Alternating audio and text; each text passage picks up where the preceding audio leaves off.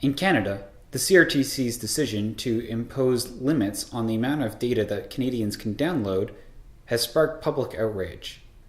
The CRTC says that the reason for this decision is that Canadians should pay for what they download. Now, on the surface, this seems fair, but dig a little deeper and you find that this will have devastating consequences on the internet use in Canada. The real issue here is television.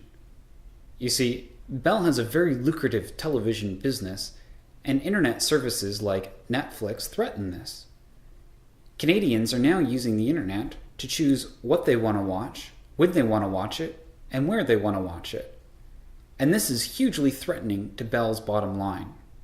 But instead of trying to build a compelling alternative, Bell has gone to the CRTC and won the right to cap everyone's internet.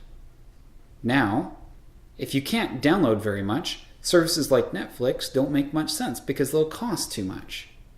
If the CRTC's plan goes through, how much more can Bell charge?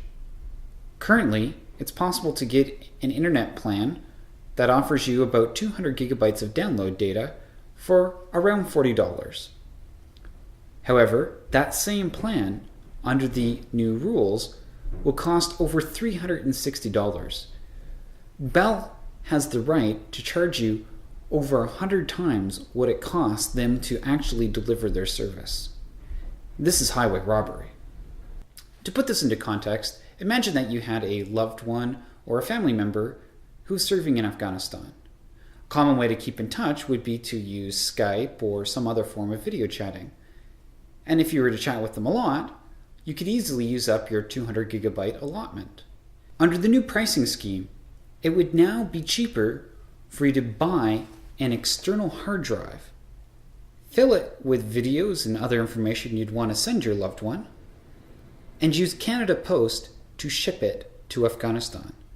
This would cost you about $110 plus tax, which is over 3 times cheaper than what the new regulations would allow. Put this way, under the new CRTC rules, Canada Post would be a far better internet service provider.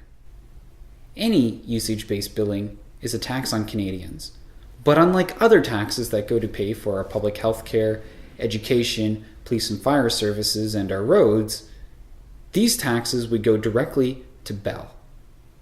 In the end, Bell would get richer, internet service providers would be worse off, and the people hurt the most are you and I. It's time for the CRTC to get out of bed with Bell and start working for you and I, the average Canadian.